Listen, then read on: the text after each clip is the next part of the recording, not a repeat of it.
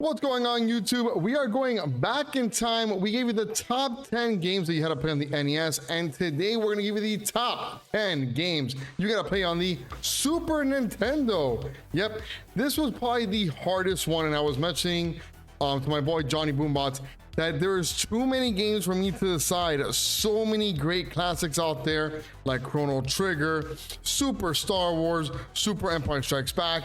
There was F-Zero, Super Mario RPG, Street Fighter 2, Pilot Wings, ActRaiser. The list can go on and on. I can give you over about 50 games you have to play with the system, but this is only be the top 10 games. We're only gonna give you those 10. And of course, I know a lot of you guys are gonna be like, why didn't you put this game in there? This game has to be on there. But I'm telling you now, I had trouble doing this. It was very hard. I'm gonna tell you right now. All right. But of course, we're gonna get into it right now. We're gonna get into the top 10. I'm gonna give it to you right now. But if you haven't smashed that like button, if you have not smashed that subscribe button, do so right now. So here we go with no other than number 10 on the list. We got you with Fox McCloud going on Star Fox as number 10 on the list.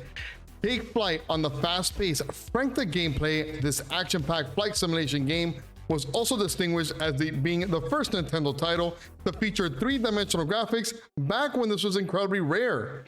Throw in some beyond memorable characters, Falco, Slippy, and Pepe, for instance, and you have a title that is worthy of being remembered. This is one of those games that I love Top Gun with the NES, but when this game came out, I had to play it. And it's funny because they talk about Falco, Slippy, and Pepe, and I always remember that Slippy and Pepe were always having issues out there. And Falco was like the more calm one of them all. And then the ending where you fight the big head as well. The game is great. It spanned through other games out there. There was a Star Fox 2 that came out on the Super NES Mini that I have here.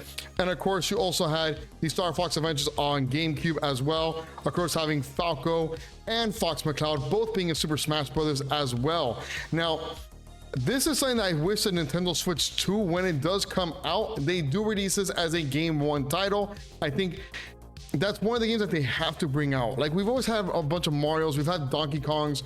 We need a Star Fox games. If you agree with me, let me know, but I think it's a good start right now. We're starting off good.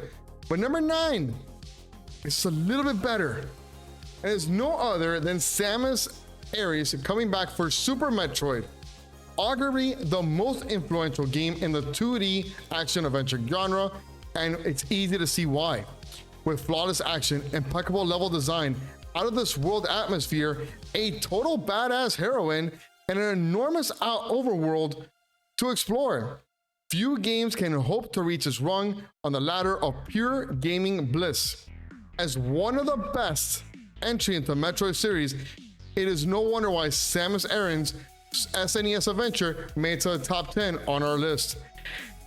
Super Metroid was one of those games that I can pop it in right now and play it from beginning to end. The story was great. It continued what it did with the first Metroid game. And when you fought Mother Brain, the ending was a way that you did not think was going to happen. It was very, very cool. If you haven't played it, I highly recommend you play it. If you have children that have not played it and they've been playing the other Metroid games, you got to get them on this one at least. Let them see how it is. It is very freaky and it will give you some chills as well, even though it's from the Super Nintendo era. I love the game 100%, and I know you will too. Now we go into number 8, and number 8 is a great one because it kind of gives you something that you might have not known. We all know that the Super Sony PlayStation came out, but the game that might have saved the SNES was Donkey Kong Country. A little company called Rare shocked us all by developing such an amazing and eye-catching new graphical style that no one could imagine the Super was actually capable of these feats. But it was, and the CGI graphics burst onto the scene to redefine and redirect the entire industry. You can say that Donkey Kong Country saved the SNES, as when PlayStation arrived, the people were drawn to the modern media. And honestly, look, Donkey Kong Country, we all knew him was the monkey that just threw the barrels down and Mario had to jump up and save the princess. He was always the bad guy. And this actually gave him a new perspective, a new style. We were introduced to Diddy Kong, to his grandfather, to all these other characters out there, and they were a really big part when the Super Mario Brothers movie came out as well. We've had multiple games coming out with Donkey Kong as well, and he's actually always been in Super Smash Bros. And other games as well, and of course in Super Mario Kart. So I feel like this was really a huge thing for Super Nintendo, going, hey, you know what? There is a challenge out there, but we're gonna bring something else out there that's gonna make everyone a little bit more excited for us and keep us just there on the pedestal just a little bit longer. Number 7 is one of those games that I loved back in the day because it is no other than Mega Man X. The evolution of the original series, Mega Man X, changed the game by introducing new mechanics, new characters, and a new take on the Blue Bomber. The addition of the wall jumping and dashing propelled X into a class of its own, allowing the player to interact with practically every square inch of the entire game. Killer bosses like Chill Penguin and Sting Chameleon gave you ample motivation to perfect your skills, and the story expands from the originals. I love the whole entire story of Mega Man X. I love the whole entire story of Zero. I love the whole entire story of everyone that was in the actual game. It is one of those games that, again, I will play it over and over and over again. And they come out with a lot. I think they've come out with like X6 was the latest one. I think was the last one. I would probably only play Mega Man X, the first one, because that's the one I love so much. That's the one that I really grew up with. Of course, with the regular Mega Man games from the NES, but Mega Man X, getting all the different weapons and all the different items that you can get throughout the maps just brings up a little bit more than just getting the power-ups from the actual people that you beat. So another one out there that you have to try out for yourself. We go into number 6, and of course, like number 6, F-Zero revolutionized racing. But we have to go out there with no other than Mario Kart, Super Mario Kart, and F-Zero was the glue that gave Nintendo the firepower to start something new. But here we go, enters Mario Kart. Prior to kart, racing games were fairly straightforward, leaning towards simulation or arcade, but rarely deviating too much from either path. Kart took racing through the jungle and off a cliff, imbuing players with power-ups and all sorts of crazy antics, including a highly addictive multiplayer mode. Super Mario Kart quickly became one of those most addicting SNES experiences ever, long after all those races had been won and shortcuts had been discovered. It was a fun game, and the funny thing about it is, and we did a Did You Know About It on our shorts, and I'll post a link down below. But did you know that in the actual magazine, they actually tell you to cheat by looking at your other player's screen, because it was split screen, so you couldn't see what people were doing. So when you're doing the balloon fighting, it would actually tell you you can actually get an advantage by looking at the other player's screen. I mean, I've seen people that they put like a cardboard box and they cover each other's heads. I didn't do that. I mean, I kind of trusted my friends that they weren't cheat, even though I kind of did. But that's besides the point. Super Mario Kart is one of those games that has been a staple throughout and out, going into from not only the Super Nintendo, the N64, the GameCube, the Nintendo Switch, the 3DS, and many, many more. Let me know in the comments below, who is your favorite character to choose in Super Mario Kart? Don't tell me Super Mario Kart 8. We don't want to know that one. The original Super Mario Kart. Who is your favorite? Mine, honestly, has to be Luigi. Mamma mia, that was the best one, all right? If you have another one that you think is better, let me know. There were so many RPGs for the Super Nintendo. And I mean, you had Chrono Trigger, you had Secret of Mana, you had ActRaiser, you had all these games that gave you like this nostalgia of like just RPGs, and I think that the one that you have to play, and I think I'm going to get into it again because I'm dying to play all these retro games all over again, is no other than number 5 on our list is Final Fantasy VI. The game raised the bar for RPGs in the 90s. In almost every level comes as Final Fantasy VI was leaps and bounds ahead of the competitors. The item customization and battle mechanics are tight and intuitive, and the game is one of the most well-balanced RPGs to date. Final Fantasy VI touches on issues few games had guts to, presents a large cast of characters, all whom are fleshed out and relatable. The opera scene is one of the most memorable moments in Final Fantasy history. And look, there are games that have tried to come out with those scenes that are memorable moments, and we've had it with, you know, Parasite Eve, where they had the organ scene that the lady's playing the piano and everyone just pretty much melts. We've had it with Final Fantasy VII when Aerith was stabbed by Sephiroth. We've had it with so many different games, and I think Final Fantasy VI is the one that gave us that start of those memorable moments to lead up to all these games that were out there. Final Fantasy X, knowing that your dad is the one that's the actual big ass animal that attacks everyone. And you know, Final Fantasy VIII, you know, the part where they're doing the whole entire parade and they shoot and they miss and she has a cover over her. There's so many things out there, and all these games have to give it to Final Fantasy VI to give us that. If you want to play an RPG, I know a lot of people say Chrono Trigger, a lot of people say Secrets of Mana. I know Visions of Mana just came out for the Switch and for other systems. But Final Fantasy VI, you got to play it. Before you play 7, get on 6. Number 4 on my list. And I know when people hear this one, a lot of my friends are going to go, I thought it was going to be number 1. Because this guy's been asking Nintendo every single week to bring out this type of game. If you don't know what I'm talking about, it's number 4 on our list is no other than Super Punch-Out. As awesome as it was to fighting Mike Tyson, the most surreal and exaggerated characters of Super Punch-Out made for a more exciting and in some ways better challenge several years later.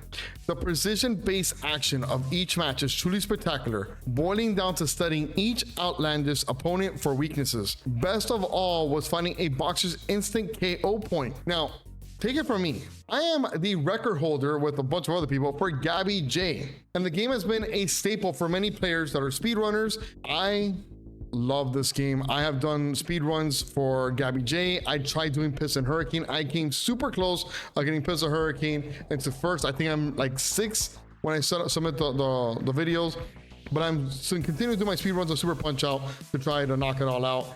And it's a game that honestly, the last one that came out was for the Nintendo Wii. I see a lot of people playing regular Punch-Out, Super Punch-Out, and the Wii version. Nintendo Switch, you have the controllers to do it, that we can bring a Punch-Out game back into it. Bring us Punch-Out. We want it. We're dying for it. We love it. I need some Team Hippo. I need all these characters out there. Give it to us because we want it. Number 3 on the list is no other than, and some people for the NES one were telling me, you didn't bring any Ninja Turtles into this one. Well, I did bring it into this one because number 3 on our list is no other than TMNT Turtles in Time. Turtle power, dudes. Thanks to the NES port of the incredible arcade brawler Turtles in Time, this game had it all. Bright graphics that perfectly captured the look and personality of the classic cartoon. A cool mode 7 utilizing throw attack that let you toss enemies into the screen, and best of all, time travel. Look, I've played Turtles in Time live on stream, beat the whole entire game. I played the Shredder's Revenge one as well. I played all these games, and honestly, Turtles in Time is probably my favorite one of all the Ninja Turtle games out there. And I've played, I think, every single one, you know, from Tournament Fighters to the most recent ones. But Turtles in Time had that whole vibe. The whole vibe was out there. I even got the Cowabunga edition for the Nintendo Switch. It had all the games on there. I still want to play the ones for the Game Boy. I haven't played those just yet, so I'm very excited to jump into that. But if you are a fan of the Ninja Turtles, as they are coming back obviously to TV and to movies, you got to get your hands on Turtles in Time. Trust me, your kids are gonna love it. They're gonna want to play it as well. And of course, if you play with each other, I mean, trust me, having Mikey out there and having a Donatello is a mix up for some fun. Now we go into the top 2. There's only 2 games left. You probably know what 2 games are going to be on there. Troll, who are you going to put as number 1? Who are you going to put as number 2? And it's hard to say. But number 2 on the list, I'm sorry, but it's no other than Super Mario World. How does one up what a masterpiece was with Super Mario Bros. 3? Mario World doesn't reinvent platform gaming, but it does find a way to make it fresh again. Introducing ideas like Yoshi, expanding the Mushroom Kingdom's Danny, cast of characters, and blowing our minds with some truly excellent visuals and audio. Upon its debut, the SNES managed to make it impossible somehow possible. Super Mario World was that day one game that you had to have on your system. That day one game that when you played it, as you can see right there, right behind me, you were mesmerized with everything that was out there. You were mesmerized that you weren't just fighting Bowser, you were fighting Bowser's kids. You were fighting, I think it was kids or his nephews or whoever they were. You had the show, Super Mario Brothers Super Show, but then you had the Super Mario Brothers World Show that came out that just got you into loving all these characters that were in it. And it was one of those games that it's like you play Super Mario Bros. 3 and it's true, you don't understand how Super Mario World can be even better, but it was better and it just kept on expanding from it. I love it so much. It's just the Super Nintendo, I'm going to tell you right now, was the hardest system, I think, out of all these that we're going to do to find in the top 10. There's too many games out there that are too good. And now we go into number 1. And if you don't know what number 1 is, we played it recently, but we did a alternate version of it where we had to, you know, everything was all mixed up. It is no other than possibly my favorite game of all time. I am telling you right now, if you were giving me every single game I played ever and put it in front of me and go, pick a game that you want to play for the rest of your life, and that's the only game you can play, it is no other than number 1 being The Legend of Zelda, A Link to the Past. A Link to the Past made the series a legend. From the very outset of the game, the player is thrown in the middle of action. From the first swing of your sword to the final confrontation with Gandalf, the game embodies pure SNES perfection. The game featured glorious soundtrack, brilliant light and dark world system, and memorable bosses. Whatever the reason, A Link to the Past remains our choice for the greatest game possibly on the greatest system of all time. Now, I've ranked all my systems, and my first system of all time is the Sega Genesis.